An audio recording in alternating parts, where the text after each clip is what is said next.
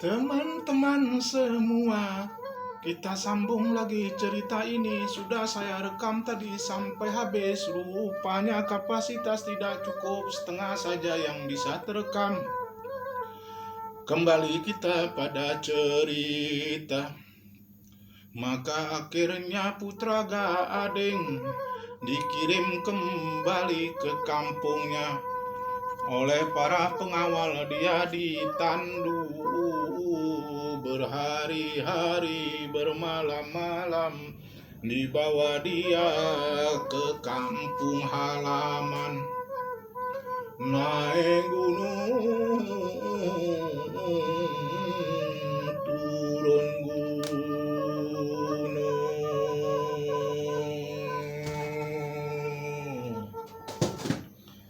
Sepeninggalan Putra Gading, betapa sedihnya si Putri Tulun.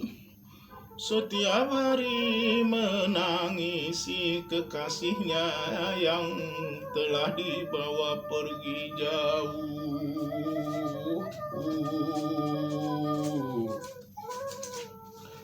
Putri Tulun,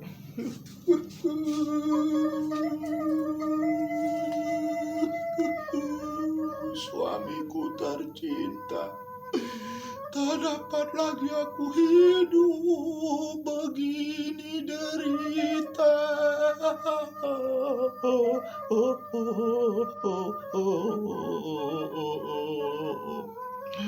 Hari demi hari Putri Tulun menangis. Akhirnya jendela-jendela ditutup, pintu-pintu ditutup. Berminggu-minggu tak keluar kamar. Hal ini rupanya membuat kakak-kakaknya menjadi senang, merasa puas. Bahkan kakaknya si Dewi sekarang dapat pula ide yang bagus. Ayahanda, sedih sekali Ayahanda. Adik kita sekarang sudah hilang ingatan, Ayah. Dia harus disembuhkan, Ayah. Dengan cara diasingkan di tengah hutan, Ayah. Raja Tuhan begitu terpukul hatinya setelah menantunya diusir pergi. Sekarang putrinya yang bungsu malahan gila. Dengan terpaksa maka putri bungsu akhirnya juga dikirim ke tengah hutan. Di tengah hutan putri bungsu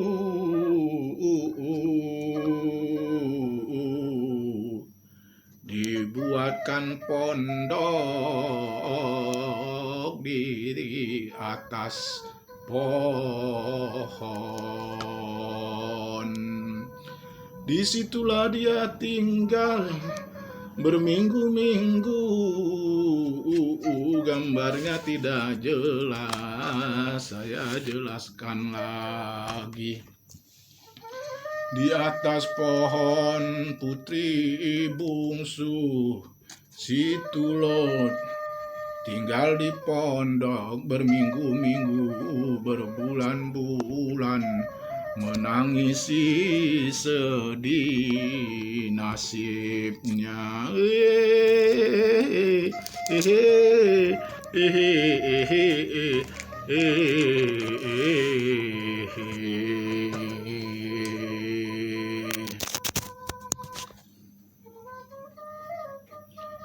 Kawan-kawan semua yang sedang menonton, lain nasib si Tulun. lain pula nasib kakak-kakaknya. Sekarang mereka senang bahagia, sudah terbebas dari segala derita.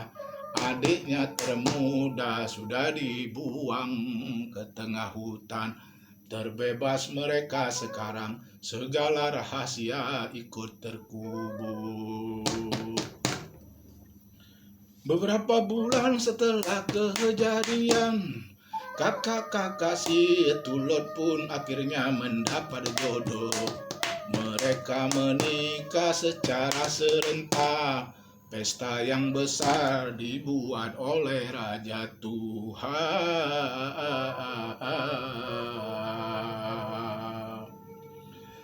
Raja Tuha pun membuat titah, putriku semua, kalian sekarang sudah punya suami.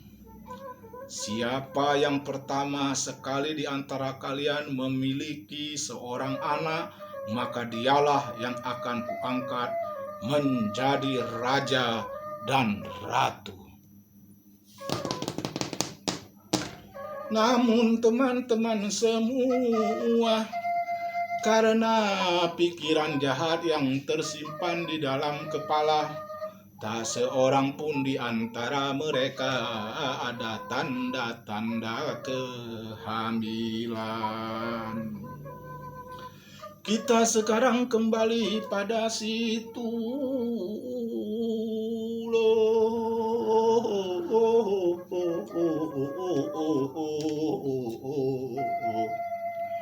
Setiap hari di tengah hutan, merenung diri, merenung nasib.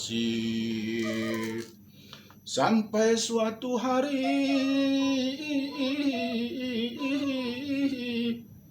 datanglah dak kecua, dak kecuit, cuit, cuit, cuit, cuit, cuit, cuit, cuit, cuit. Tweet, tweet, tweet, tweet, tweet, tweet, tweet, tweet, tweet, tweet. Putri Delita, kami dah kecua, dah ketui. Berhentilah engkau bersedih hati. Dengarlah, kami ungkapkan sebuah rahasia. Tweet, tweet, tweet, tweet, tweet, tweet, tweet, tweet, tweet, tweet, tweet. Putri yang cantik, ketahuilah bahwa suamimu itu sakitnya bukan sakit sembarangan. Ya, dia kena racun. Jangan sembarangan ngomong, jangan sembarangan. Iya Putri, suamimu itu kena racun yang ditaruh oleh kakak-kakakmu sendiri. Kalian berbohong. Tidak, kami ini para burung tidak pernah berkata bohong. Seluruh keturunan kami tidak seperti manusia. Benar kalian katakan itu? Benar Tuan Putri. Kami mendengar pembicaraan mereka di kamar mereka, di kamar kakakmu yang tua. Putri bungsu pun terbuka pikirannya. Dengarkan lagi Putri bungsu, dengarkan lagi Putri Tulot. Beruntunglah kami akhirnya ketemu denganmu. Kami juga punya rahasia yang orang lain tidak ketahui. Di bawah pohon itu banyak sekali kotoran-kotoran kami. Kamu pungut kotoran itu karena kotoran itulah yang bisa menyembuhkan penyakit gatal-gatal suamimu. Suamimu sedang sekarat di rumahnya di sana, di 7 gunung dari sini. Segera kamu ambil kotoran-kotoran itu dan berangkatlah kamu ke sana. Ikuti saja suara nyanyian kami. Nyanyian kami akan membimbing kamu hingga tiba ke rumah suamimu. Ida mau cuy.